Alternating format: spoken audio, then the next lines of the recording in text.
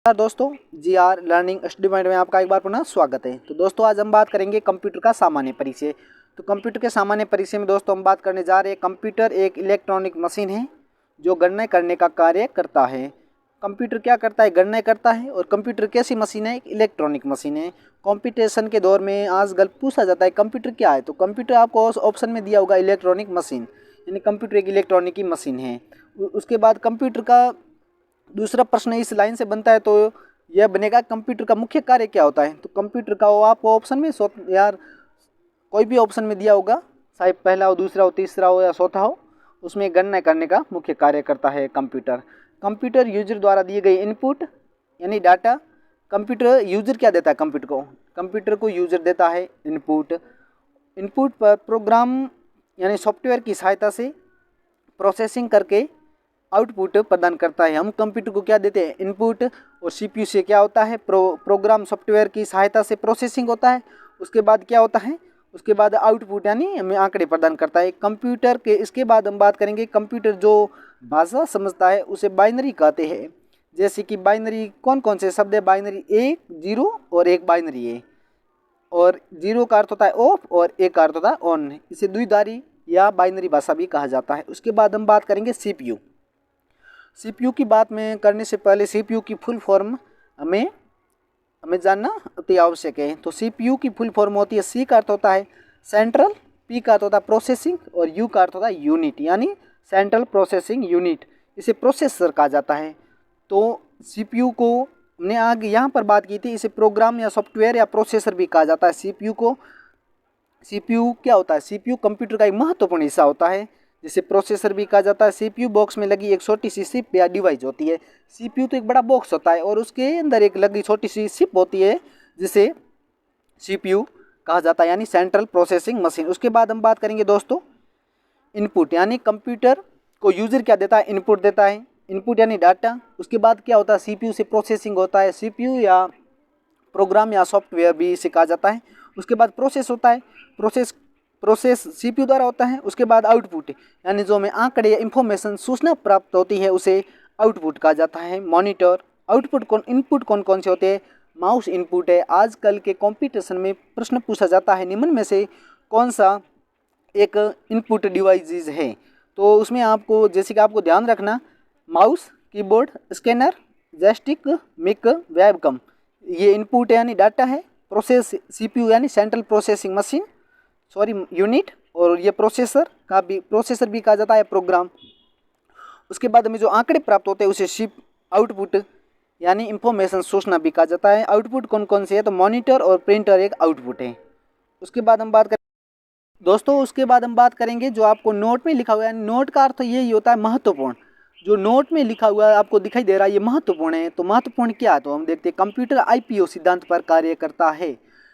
Competition में पूछा जाता है कि कंप्यूटर किस सिद्धांत पर कार्य करता है, तो कंप्यूटर आईपीओ यानी इनपुट, प्रोसेसिंग और आउटपुट। इनपुट का अर्थ होता है यूजर द्वारा दिया गया डाटा या इनपुट, और उसके बाद प्रोसेसिंग होता है, और ओ का अर्थ होता है आउटपुट, यानी में जो इंफॉर्मेशन सूचना मिलती है उसे आउटपुट कहा जाता है। हमने आउटपुट में प्रिंटर की बात की थी, और इनपुट में हमने बात की थी माउस की बात की थी। उसके बाद इनपुट यूजर। उसके बाद क्या आपको लिखा हुआ दिख रहा है? प्रोसेसिंग। तो हम क्या देते हैं? कंप्यूटर को इनपुट देते हैं, यानी यूजर क्या देता है? डाटा देते हैं। उसके बाद प्रोसेसिंग होता है। प्रोसेसिंग कौन करता है? मैंने आपको पहले बताया था कि प्रोसेसिंग सीपीयू करता है। माइक्रो प्रोसेसर भी कहा जाता है या प्रोसेसर भी कहा जाता है। मदद किसकी मदद से ये प्रोसेसिंग करता है? तो ये प्रोग्राम मैंने आपको बताया था, प्रोग्राम और सॉफ्टवेयर की सहायता से ये मदद करता है। तो प्रोग्राम होता क्या है? प्रोग्राम दोस्तों ध्यान रखना, प्रोग्राम निर्देशों के समूह को प्रोग्राम कहा जाता है। उसके बाद हमने बात की आउटपुट। तो आउटपुट का अर्थ होता है इंफॉर्मेशन या सूचना जो हमें कंप्यूटर आउटपुट अंतिम में। तो हम दोस्तों मैं आपको बता दूं कि हम क्या देते हैं? यूजर कंप्यूटर को क्या देता है? आपको पता ही है, इनपुट देता है। उसके बाद प्रोसेसिंग होती है। प्रोसेसिंग कौन करता है? तो प्रोसेसिंग सीपीयू यानी एक बड़ा सा बॉक्स होता है, उसके अंदर एक छोटी सी लगी चिप, वो प्रोसेसिंग करती है। उसके बाद आउटपुट यानी जो कंप्यूटर में आंकड़े प्रदान करता है उसे सूचना या इंफॉर्मेशन आउटपुट कहा जाता है। उसके बाद दोस्तों हम बात करने जा रहे हैं जैसे कि यूजर द्वारा दिया गया, जैसे कि कैलकुलेटर है, उसमें हमने लगा दिए 10 + 5, तो हमने 10 + 5 जोड़े, तो उसके बाद वो तो यूजर द्वारा दिया गया इनपुट या डाटा है, और जोड़ना क्या सीपीयू यानी प्रोसेसिंग करता है। प्रोग्राम की मदद या निर्देशों के समूह भी कहा जाता है प्रोग्राम को, और सीपीयू को माइक्रो प्रोसेसर या सॉफ्टवेयर भी कहा जा सकता है।